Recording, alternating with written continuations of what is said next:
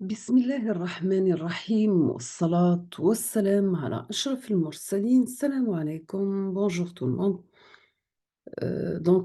Avant de passer ou terminer notre cours, je vous laisse avec cette petite vidéo de démonstration et de comparaison entre les télécommunications entre hier et aujourd'hui. Je vous souhaite bonne chance et on termine après cette vidéo notre cours.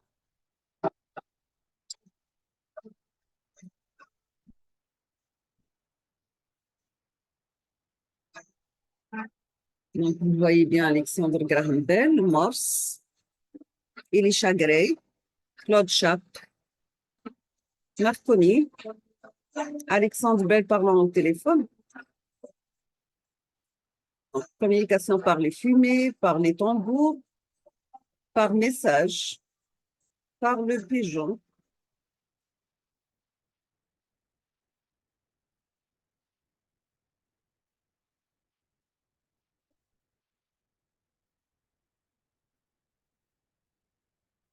Donc ça, c'est un aperçu rapide sur les gens qui ont commencé de penser, pardon, avoir des modèles de télécommunication fiables. On passe à notre cours. Toujours chapitre introduction aux applications de télécommunication, nous sommes arrivés au domaine visible. C'est quoi le domaine visible? Et donc, il correspond à la partie très étroite du spectre électromagnétique perceptible par notre œil. C'est dans le domaine visible que le rayonnement solaire atteint son maximum.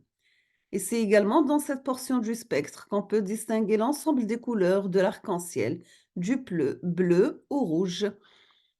Donc, nous avons aussi l'infrarouge, donc ce sont des rayons émis pour tous les corps dont la température est supérieure au zéro absolu. Télédétection, on utilise certaines bandes spectrales de l'infrarouge pour mesurer la température du surface terrestre et océanique, ainsi que celle du nuage.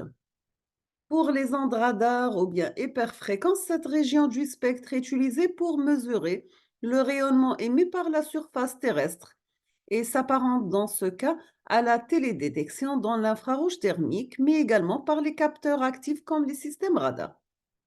Vous avez un capteur radar émet son propre rayonnement électromagnétique et analyser le signal rétro-diffusé. Il permet de localiser et identifier les objets et de calculer leur vitesse de déplacement s'ils sont en mouvement, et ceci quelle que soit la couverture nuageuse du jour comme le nuit. Quels sont les domaines de l'hyperfréquence? Donc, elle s'étend sur des longueurs d'onde de l'ordre de centimètres jusqu'au mètre. On passe aux ondes radio qui nous intéressent dans ce domaine de télécommunication. Donc, ce domaine de longueur d'onde, c'est le plus vaste du spectre électromagnétique et concerne les ondes qui ont de plus basses fréquences. Il s'étend des longueurs d'onde de quelques centimètres à plusieurs kilomètres. Ils sont faciles à émettre et à recevoir. Les ondes radio sont utilisées pour la transmission de l'information, soit la radio, la télévision ou bien le téléphone. La bande FM des postes de radio correspond à des longueurs d'onde de l'ordre de mètres. Celles utilisées pour les téléphones cellulaires sont de l'ordre de 10 centimètres environ. Nous avons un tableau qui présente les différents domaines du spectre électromagnétique. On trouve les rayons gamma, X ultraviolet, visible infrarouge, submillimétrique, micro-ondes et ondes radio. Vous avez la longueur d'onde, les fréquences et l'énergie du photon. On passe maintenant aux essentiels, c'est la définition et des généralités de la télécommunication. Le terme fut inventé en 1904 par Estonie et signifiait communiquer à distance. Donc, le but des télécommunications, de transmettre un signal avec des moyens à base d'électronique et d'informatique, porteur d'informations qui peut être la voix, la musique, images, données, d'un lieu à un autre lieu situé à distance.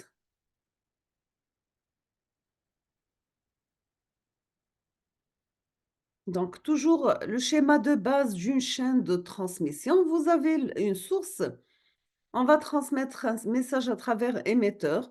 On va récupérer un signal qui passe à travers un canal, À la sortie, c'est le canal qui passe à travers un récepteur et pour le destinataire arrive enfin le message. Maintenant, pour les systèmes de télécommunication, donc lorsqu'on aborde le problème de télécommunication qui est amené à faire usage de deux termes, vous avez réseau et système. C'est la notion de réseau directement associée à la mise en relation d'un ensemble plus ou moins vaste des terminaux, qui peut être des hommes ou bien des machines entre eux. Le concept de système se rapporte essentiellement aux moyens de télécommunication mis en œuvre pour constituer des réseaux. Les systèmes sont en quelque sorte les supports de réseau. On peut définir un système comme un ensemble cohérent de moyens mis en œuvre pour réaliser tout ou partie des fonctions des télécommunications.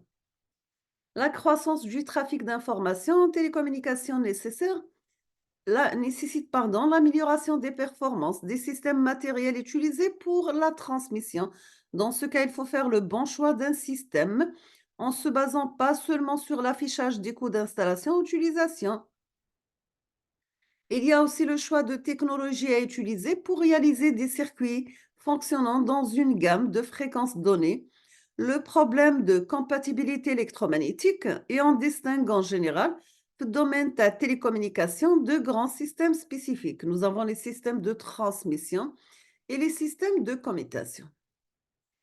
Pour les systèmes de transmission, donc on a les lignes de transmission, les supports de transmission et les équipements de groupement de signaux à transmettre à travers multiplexage. Pour lignes de transmission, donc on a l'infrastructure d'un réseau, la qualité de service offerte, les solutions logicielles à mettre en œuvre dépend largement des supports de transmission utilisés.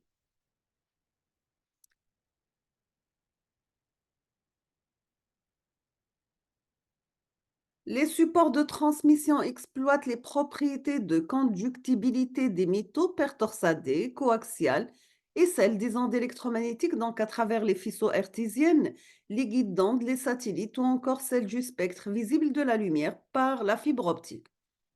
On va commencer par les câbles à paire symétriques, donc il y en a les lignes bifilaires groupées à l'intérieur du câble, le plus souvent souterrain, mais parfois encore aérien dont la capacité varie en fonction du nombre d'abonnés à raccorder ou du trafic à écouler. Bien sûr, ces types de câbles sont utilisés essentiellement dans les réseaux locaux, soit pour le raccordement des abonnés à leur centre de rattachement, soit pour des liaisons intercentraux urbains ou rurales. En général, les câbles à paire symétriques sont utilisés pour la transmission de signaux à faible ou à moyen largeur de bande pour la téléphonie, téléx, transmission de données à moyen débit, etc. Mais on peut aussi les utiliser pour la transmission de signaux à plus large bande par vidéo sur des courtes distances. Actuellement, pour câblage à paire symétrique, nous pouvons nous baser sur trois types de câbles. Vous avez le câble UTP, donc c'est un câble RG45 non blindé, non écranté. Le câble FTP, donc c'est un câble RG45 écranté, paire par paire. Le câble SFTP, c'est un câble RG45 écranté paire par paire et blindé. Le câble SSTP, c'est un câble RG45 blindé paire par paire avec un blindage autour. Donc, dans cette figure, vous avez la paire torsadée, soit par le modèle UTP, ou bien FTP, ou bien STP. On passe maintenant au deuxième type de câble, ce sont les câbles coaxiaux. Ils sont régnés pendant longtemps sur le domaine des liaisons terrestres à grande distance et des liaisons intercontinentales par câble sous-marin.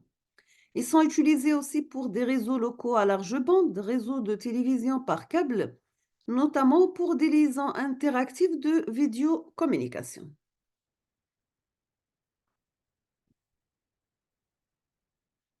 Dans cette image, vous voyez bien le câble coaxial.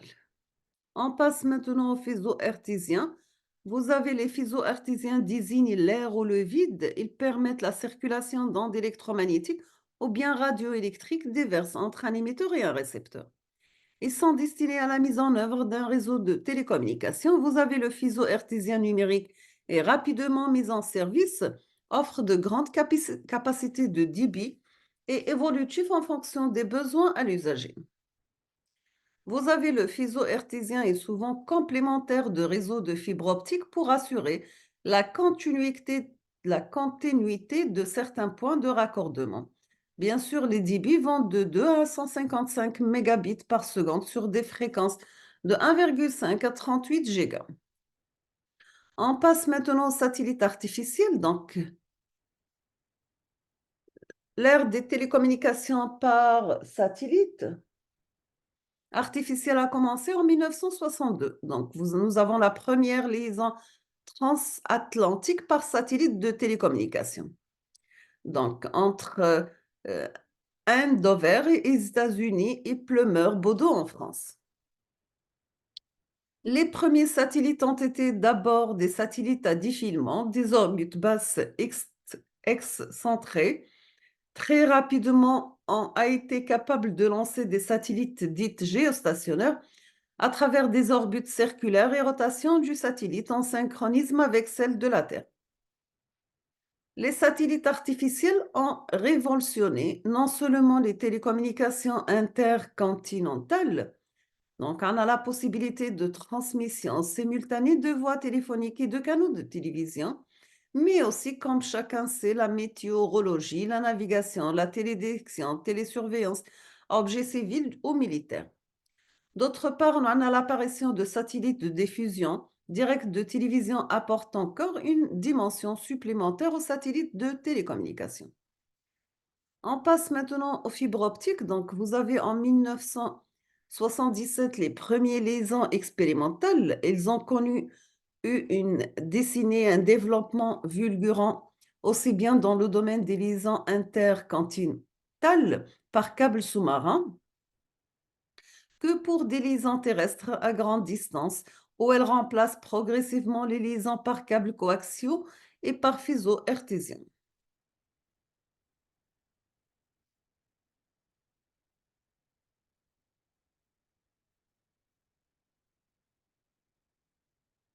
Maintenant, on va parler du multiplexage en longueur d'onde. À l'inverse de la technologie TDM qui n'utilise qu'une seule longueur d'onde par fibre optique, la technologie WDM met en œuvre un multiplexage de longueur d'onde. L'idée, c'est d'injecter simultanément dans une fibre optique plusieurs trains de signaux numériques sur des longueurs d'onde distinctes. On va parler maintenant du système de télécommunication. Nous avons que la commutation est la deuxième grande fonction des réseaux de télécommunication après la transmission. En effet, nous sommes au début, on pouvait se contenter de faire communiquer entre quelques usagers en branchant leur poste sur une même ligne, principe de la ligne partagée, ou en les reliant deux à deux par des lignes directes. Cela n'était plus possible lorsque le nombre de personnes susceptibles de communiquer entre elles dépassait la dizaine. Il était indispensable alors de mettre en œuvre d'autres moyens. La fonction de commutation s'imposait elle-même. Comme définition, la commutation consiste à choisir un chemin particulier parmi tous les chemins possibles et disponibles permettant de relier deux lignes téléphoniques données, le numéro composé par l'abonné servant d'instruction au commutateur. Parmi les différents types de commutation, on peut citer la commutation de circuit, la commutation de messages, la commutation de paquets, la commutation de trame et la commutation de cellules. On va s'arrêter ici aujourd'hui. On termine la suite dans les prochains jours, Inch'Allah. Donc, je vous remercie infiniment pour votre attention et à la prochaine.